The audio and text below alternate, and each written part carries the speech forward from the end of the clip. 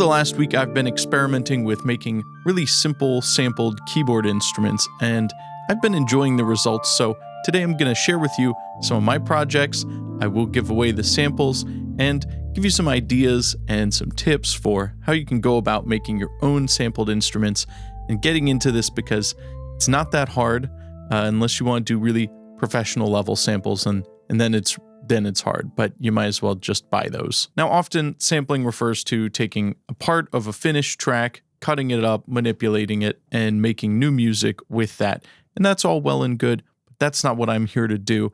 What I'm doing is recording parts of actual instruments and then turning those into playable keyboard instruments. You can make a fun and good sounding instrument that's usable in plenty of genres, that's new and perhaps experimental, unheard of sounds without going to the trouble of recording a million samples. You can even get away with just one sample, and I'll let the results speak for themselves.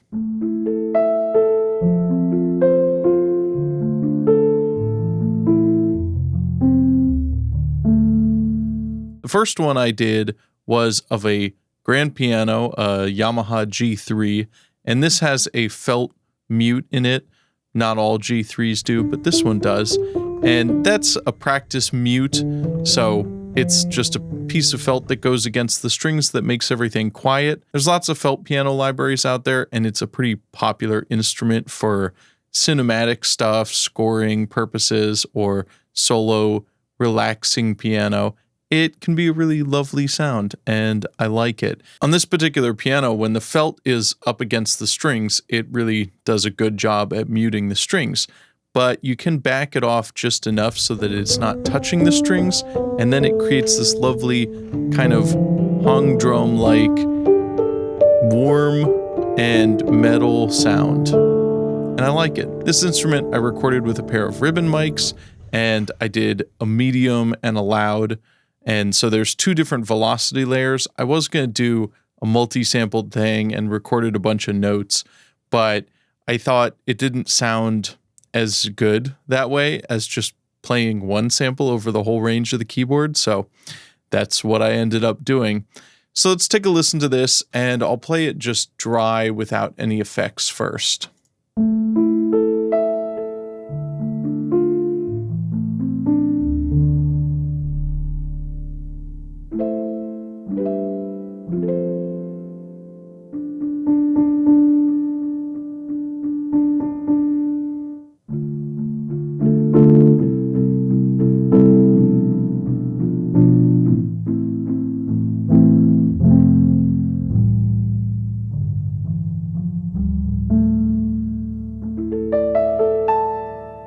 Now let's add some reverb to that.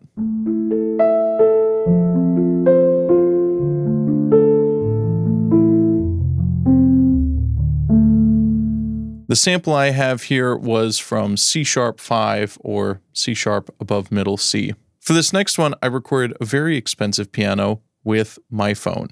And I did set my phone to a stereo recording at 48 kilohertz, so it was the highest quality I could get from my phone, but it's just a cell phone recording, and I think I just put it on the edge of the rim of the piano. So I wanted to see kind of how simple and how down and dirty we could get.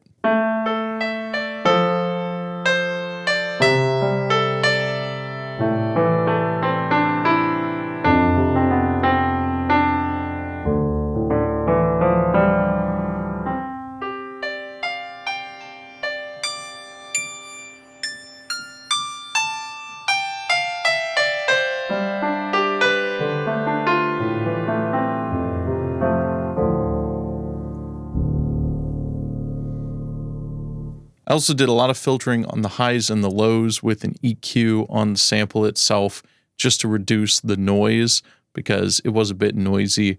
It's not the best method of noise reduction, but it works. Obviously, it's not a realistic instrument, but it sounds kind of cool, and with some effects, you can get some pretty nice sounds out of it. Let's throw on a little delay and reverb and some chorus.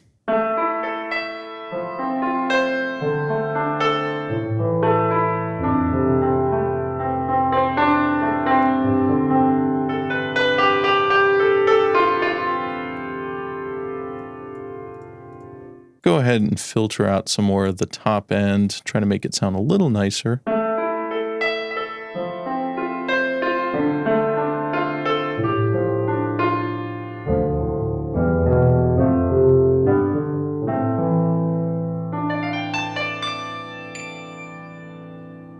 This one was at D sharp 4, so pretty close to middle C. That's a good range for sampling, but it does kind of sound better in the lower octaves, I think, or right around the middle of the piano.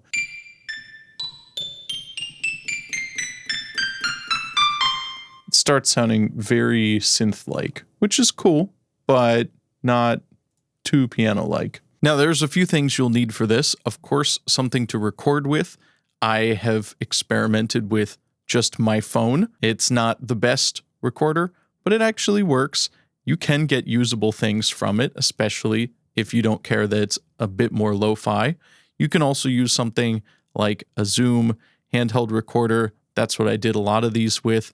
It's got a stereo pair of condenser mics. They're not the best mics, but again, it sounds pretty good. And we're going to be adding effects and processing anyways, so it doesn't need to be pristine studio quality because, we're not getting a pristine studio quality professional level instrument out of this anyways, so you don't need the best recording gear to get started and start experimenting. You'll also need a sampler plugin to play back your sounds, and I'm using TX16WX. That's free. All these are free. You can also check out Grace. That's a similar plugin. And if you want something really simple, though it doesn't have a whole lot of options, there's the AA sample player. That will work for the most basic of samples, but I would recommend learning Grace or TX16WX. They're a little more complicated, but they offer a lot more power, and they're both quite capable samplers. As for what to sample, you can sample anything. Anything with a pitch or even things without a pitch, but if we're going to be doing a melodic keyboard instrument, you're going to want something pitched. I wanted to throw in one that was a little more experimental, so I sampled a metal lid, again with my phone, and it had a nice resonance. If you tap on it, it kind of rings out. So it's got an interesting sound. Don't know what it would be useful for, but it sounds kind of cool.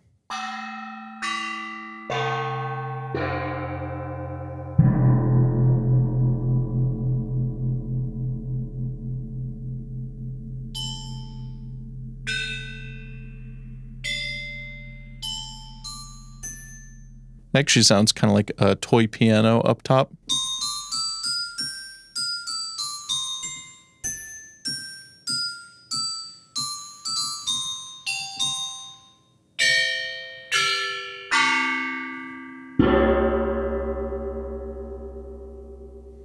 And it's got a almost gong-like weird cymbal sound. I've been mostly working with acoustic pianos here, but not everyone has one, so I also tried an electric guitar, and that, I think, also works out quite nicely. Any instrument, or even your voice, is a good candidate for sampling, so experiment, have fun, and you can also layer multiple instruments together to create something new and unheard of. I sampled my 8-string guitar over a whole bunch of octaves just to see what worked out well. And again, middle C works pretty well, or C3, and this one here is middle C. It's interesting because it sounds like a guitar, and at the same time, it doesn't sound like a guitar.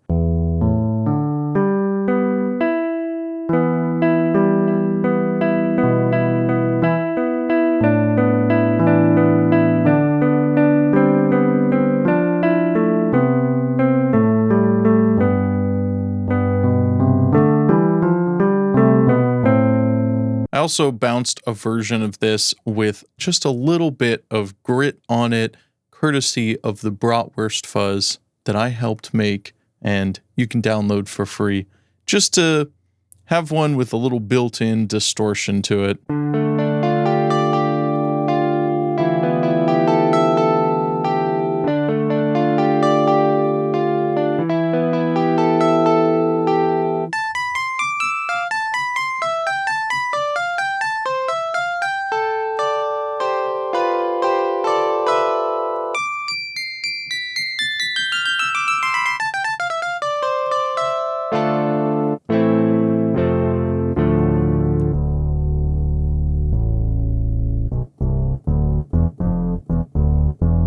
Now, while you can record with anything, noise is definitely a big consideration, and having a high quality sample to start out with gives you a lot more options and flexibility down the road. I would also recommend recording in the highest sample rate you can, because that will give you an advantage when it comes to pitch and time stretching, which obviously we're going to do.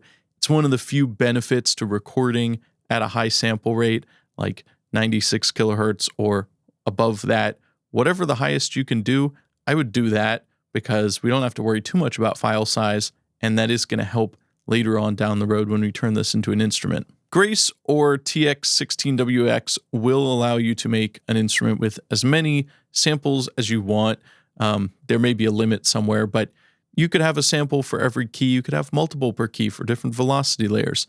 That's a great thing if you were trying to make a professional library, but at that point you should probably use Contact. The more samples you use, however, the more it can be difficult to get them to blend and turn into a natural sounding instrument in the end. For a lot of these, I recorded a bunch of different keys and intended to have multiple samples for different key regions, but I ended up liking the results and thought it was more natural and ultimately more musical to simply use one sample. So I would try that first, and if you want to experiment with adding more to it later, you can, but integrating that, blending the tone shift as you get to different regions can be tricky. For this type of instrument, I'm okay with it being a little more lo-fi, a little more Rompler-like, kind of a 90s keyboard, rather than try to go to a more professional thing. If you know what the uncanny valley is, I think that applies here, where the closer you get towards realism, there's a drop-off somewhere where it's just weird, and you end up with something that just sounds kind of wrong or kind of unprofessional, and you get away from something that's maybe lo-fi but has a cool character and you like the sound of, or something that's really truly professional level. So maybe simplicity is the best option here, and ignore trying to do something professional level unless you're a professional, in which case you should do that, but you'll also get paid for it. The process is pretty simple. You're going to record different notes, hold them out as long as you can. I would recommend getting a variety of different samples in different ranges, because you may find that a higher starting pitch sounds better in the low notes, or vice versa. I often find that C4 is a good starting place, but sometimes C5 ends up translating better. Sometimes a sample sounds better being pitched down than being pitched up. So I would just collect a bunch of different notes, but you don't need to go overboard, because you may only end up using one. Of course, having the instrument in tune certainly helps, though we will double check and tune later anyways. But yeah, I would tune your instrument, and you're going to want to make sure that all of your samples that you're going to use are clean and that you hold out the note as long as you can. You're also going to want to pay attention to environmental noise or noise in the instrument and try to minimize that, because if you have some noise in the background every time you hit a note, it's going to be pretty annoying. So make sure your recording environment is as clean and noise-free as possible. If it's not perfect, that's okay. We're going to use noise reduction either way. Find the good notes that you want to export and cut them to length. Give your samples a healthy fade out so that you don't hear the notes cutting off when the sample gets to the end. While you're editing, pull up a tuner and make sure the note is really dead on accurate. If you need to retune it, I would do so via the rate in Reaper. I don't know about other DAWs, but in Reaper at least, just right-click the file, make sure that you don't preserve pitch when changing rate, and you can stretch the rate until it's exactly in tune, and that'll be the cleanest kind of pitch correction. You're then going to want to label these as to the instrument and the note name, and export all these files into a folder where we can then pull them into our sampler. Make sure again that if you're recording at a high sample rate, that you're exporting at a high sample rate, or it's pointless. So while I think they're kind of cute and fun to play with, where they really shine is with the use of effects. And even your classic Rompler units relied heavily on effects, and often have a lot of effects on those patches, because like this, they're just very short, simple samples. What do? We've got chorus, we've got delay, we've got reverb. let's just throw it all on.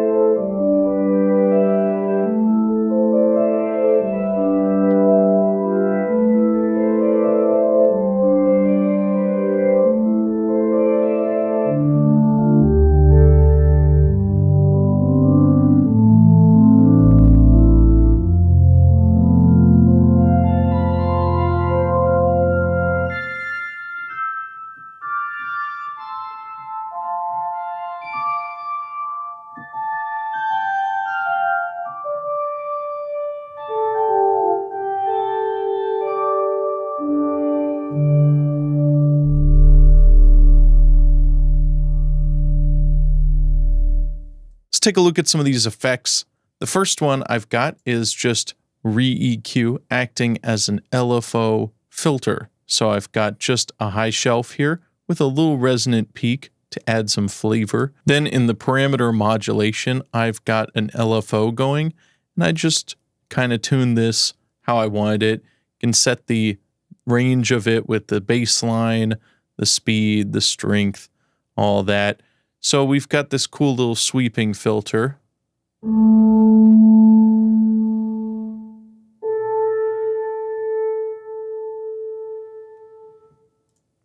And this is based on my multi-layered felt piano. Also got some chorus going, compressor, some reverb, quite a bit of reverb. And then I've got a little tape saturation to make it a little more lo-fi.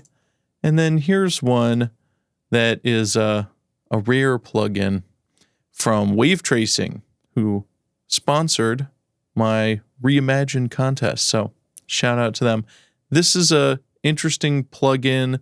It's a digital quantizer, dynamic quantizer. It's kind of digital aliasing, a digital lo-fi thing. If I turn it off,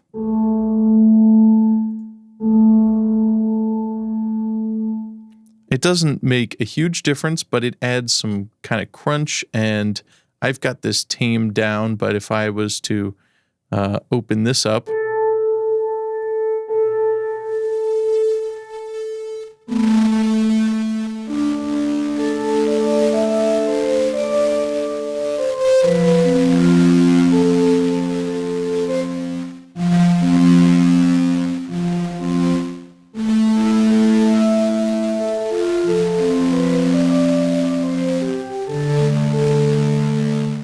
can really get some interesting digital distortion going with these, and adds a nice flavor. The other important thing I did with this one was just increase the attack time so that we've got a kind of string or almost organ. It sounds kind of like organ flute stops.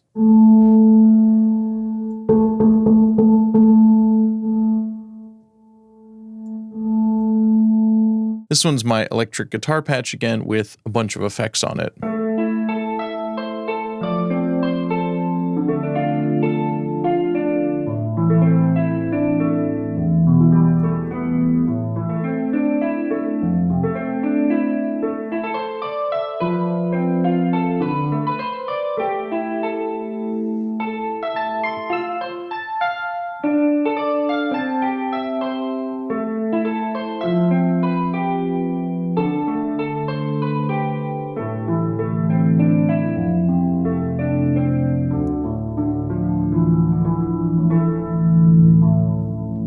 For this one, I have a compressor and then an IR, which you don't need, but it is a guitar DI, so it kind of sounds nice to filter it with an IR.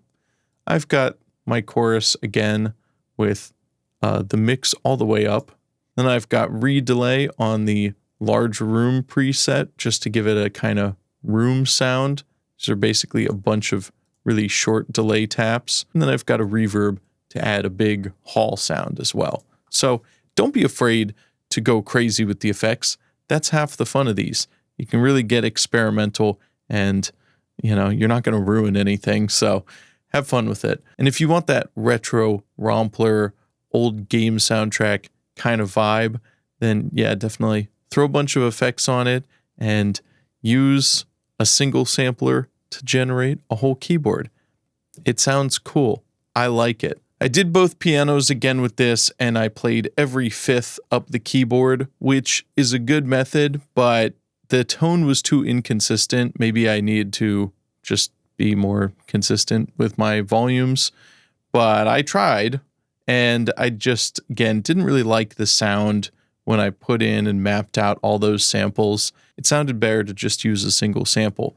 But this time I tried something new where I layered multiple samples of different notes, higher and lower, to try to get maybe the best of all worlds and make a couple layered samples. And I rendered these down to a single sample because if you run multiple layers at once, it's going to eat up a lot more CPU. So I mixed them and I tuned them all to the same pitch, which meant shifting some up an octave and some down an octave.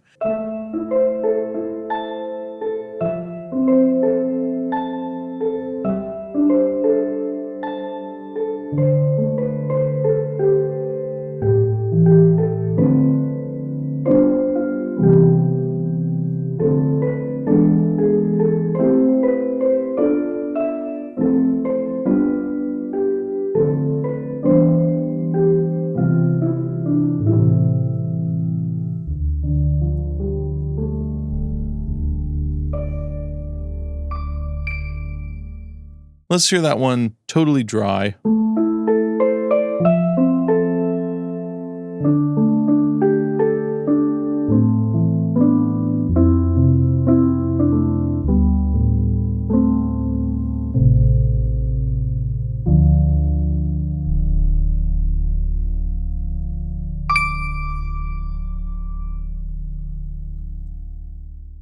Here's the other piano again, but this time I layered the samples in the same way.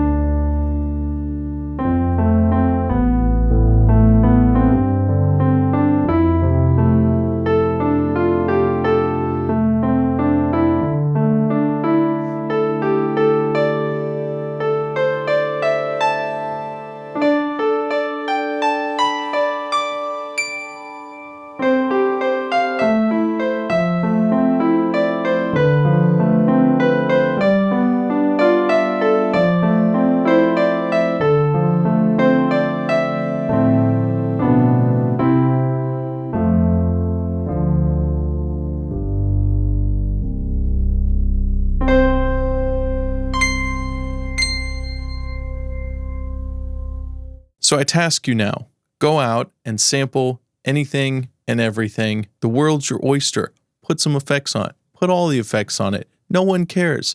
Have a blast. Make something cool, and you won't regret it.